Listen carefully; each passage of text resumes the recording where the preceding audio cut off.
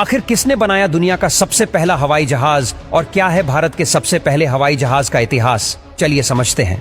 तारीख 17 दिसंबर 1903। अमेरिका के दो भाई ऑरविल राइट और विल्बर राइट, जिन्होंने एक लोहे के ढांचे को हवा में उड़ाकर इतिहास रच दिया और दुनिया भर में फादर ऑफ एविएशन का खिताब अपने नाम किया। दुनिया इन्हें राइट बंधु के नाम से भी जानती है। 19 अगस्त 1871 को जन्मे ऑरविल राइट और 16 अप्रैल 1867 को जन्मे विल्बर राइट।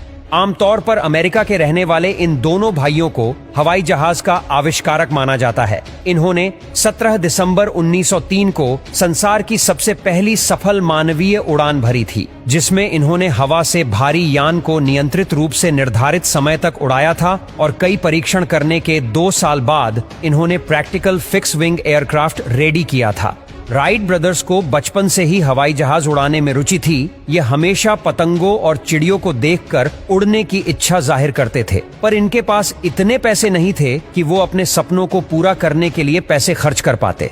दोस्तों, ऐसा बिल्कुल नहीं था कि राइट बंधुओं के पहले किसी ने भी हवाई जहाज बनाने की नहीं सोची। दरअसल राइट बंधुओं से पहले भी कई लोग हवाई जहाज को बनाने की कोशिश में अपना पूरा जीवन लगा चुके थे। उन्हीं में से एक थे ऑटो लिलियंथल, जो पैराग्लाइडिंग के जरिए उड़ने की कोशिश करते थे। इन्होंने अपना पहला एक्सपेरिमेंट सन 1891 में किया था, जिसमें वो ऊंची पहाड़ी से दौड़कर नीचे की तरफ भागकर कूद जाते थे। अपनी पहली उड़ान में उन्होंने 25 मीटर की दूरी तय की थी।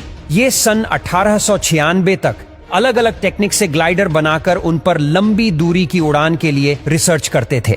अपने 5 साल के इस प्रोसेस में उन्होंने सबसे लंबी दूरी 250 मीटर की तय की थी और इस पूरे अंतराल में उन्होंने 2000 बार ग्लाइडर के जरिए उड़ान भरी थी।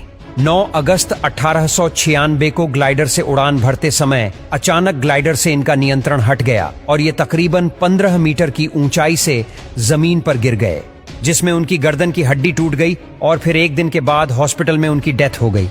वापस आते हैं राइट ब्रदर्स की कहानी पर।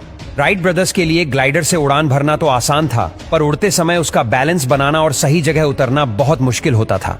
किसी अनहोनी से बचने के लिए दोनों भाई सन 1900 में नॉर्थ कैरोलिना के एकांत और रेतीले इलाके में चले गए थे, जहां इन्होंने कई सालों तक ग्लाइडर को अच्छे से उड़ाने की कला सीख ली थी। फिर साल 1903 में इन्होंने ईंधन से चलने वाला एक इंजन का प्रयोग करके एक जहाज बनाया।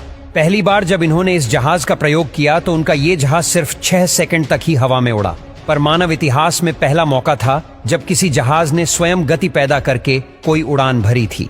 कुछ समय हवा में रहने के बाद उनका विमान सफलतापूर्वक जमीन में उतर गया। फिर उस दिन उन्होंने अपनी चौथी कोशिश में 59 सेकंड तक जहाज को हवा में उड़ाकर 835 फीट की दूरी तय की थी और फिर बार बार रिसर्च से उनको कामयाबी मिलते गए।